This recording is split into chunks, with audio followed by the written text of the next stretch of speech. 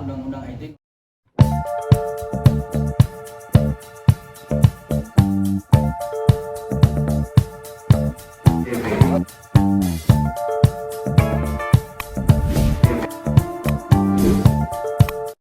Review produk ya, katanya itu dilarang demi keuntungan pribadi.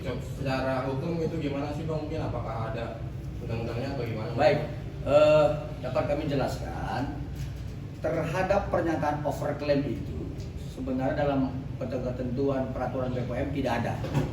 Yang ada adalah tentang bagaimana kosmetik itu menyatakan klaim diatur dalam peraturan BPOM nomor 3 tahun 2022 di bab 3 sampai dengan bab 5. Sebagai contoh, kalau klaim itu terhadap sebuah produk itu hanya pernyataan manfaat, mutu dan keamanan, tidak berdasarkan tentang komposisi sebagaimana yang disampaikan oleh Doktif dengan uji lab mandirinya. Kira begitu. Kalau memang maksudnya itu berarti dapat dikenakan sanksi atau gimana? Kalau dia memang review nggak benar gitu ya dalam artian reviewnya. Artinya kalau menurut BPOM itu benar, menurut dia nggak benar itu gimana mungkin? Oke, jadi sebenarnya itu kan perbuatan melawan hukum ya, membuat sebuah pernyataan dengan berisi kebohongan yang bukan wewenangnya. Ini hanya pendapat sementara ya. Sebelum ini dilakukan sebuah laporan untuk mengarah kepada penyelidikan. Bisa kita kenakan dalam pasal 390 Kitab Undang-Undang Hukum Pidana. Kemudian bisa juga di dalam pasal 28 ayat 1 Undang-Undang ITE. Bisa juga di dalam Undang-Undang 30 tahun 2000 tentang perdagangan yang tidak sehat. Seperti itu dia. Terkait Dr. Andreas, Bang, yang melaporkan Doktif di Polda itu kapan? Baik, jadi terkait Dr. Andreas Henry Situngkir, itu laporannya mengenai perbuatan ya pencemar nama baik, menyerang kehormatan sebagaimana yang diatur dalam pasal 27A Undang-Undang ITE nomor 1 tahun 2024. Dan itu sudah kita buat laporannya di Polda Sumatera Utara sekitar bulan Oktober kemarin.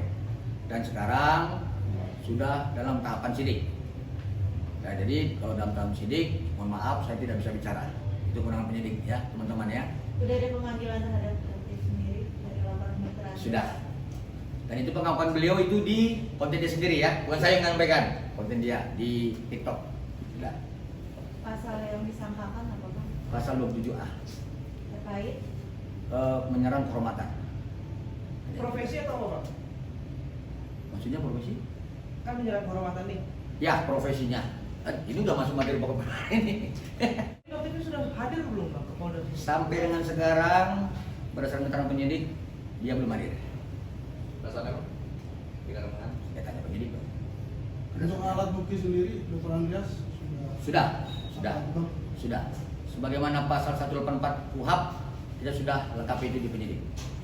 Apa aja kalau boleh tahu Bang alat buktinya Bang buat memper ini? Apakah dari screenshotan atau mungkin dari chat atau dari Nah, video-video ini yang dia ada? tukang komisi ini mohon maaf ya, itu kewenangan penyidik ya.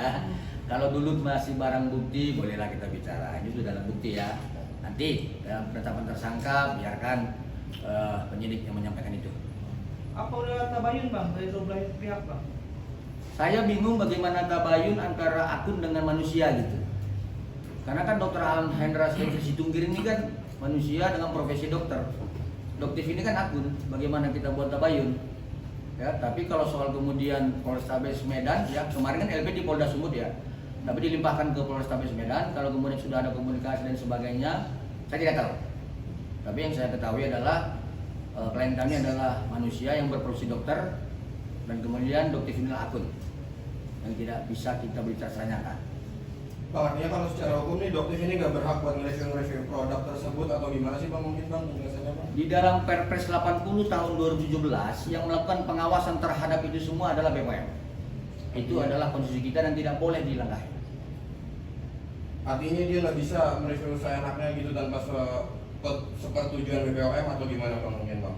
Tidak bisa, itu adalah kewenangan dari BPOM.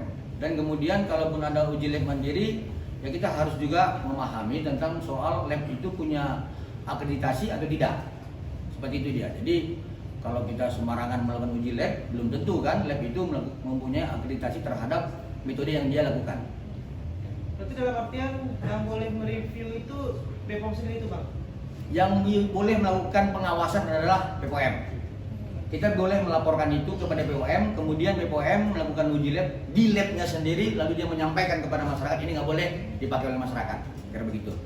Bang, tapi kan perihal ini kan Doktif sendiri mendapat dukungan juga dari netizen, seolah ini adalah suara netizen yang mewakili untuk mengetahui mana produk yang baik dan yang tidak. Ini gimana nih bang? Nah justru saya senang dengan teman-teman media, saya bisa bicara di sini untuk menyampaikan kepada netizen inilah yang benar secara konstitusi. Karena apa?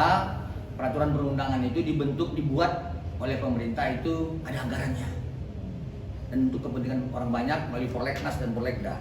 Kalau itu kita langkahi ya sayang kan, duit negara itu kita buang-buang hanya untuk kita abaikan, seperti itu ya. Berarti secara tidak langsung apa yang dilakukan Doktif sendiri merugikan dokter-dokter yang lain begitu?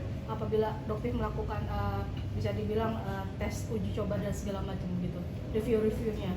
Kalau soal kerugian, ya saya kalau berbicara tentang sesama dokter ya, teman sejawat ya, saya nggak bisa masuk ke situ, tetapi ada ketentuan fatwa MKEK 029 tahun 2001 itu mengatur tidak boleh gitu. Soal kerugiannya biarkan sidang kode etik MKEK dari ini yang memutuskan itu. Nah kalau untuk kerugian dari Dokter Andreas sendiri, apa yang dilakukan oleh Doktif seperti apa sih yang didapatkan, kerugiannya seperti apa? Kerugian klien kami Dokter Andreas Hengkes Situmkir adalah tentang kehormatannya diserang oleh Doktif sehingga nama baik dia di Sumatera Utara itu sudah dianggap rendah oleh masyarakat, dan itu terkait juga profesi dia sebagai seorang dokter. Dampaknya mungkin ke usahanya atau ke kliniknya seperti apa bang dengan adanya seperti Sudah ini? pasti ada, sudah pasti ada.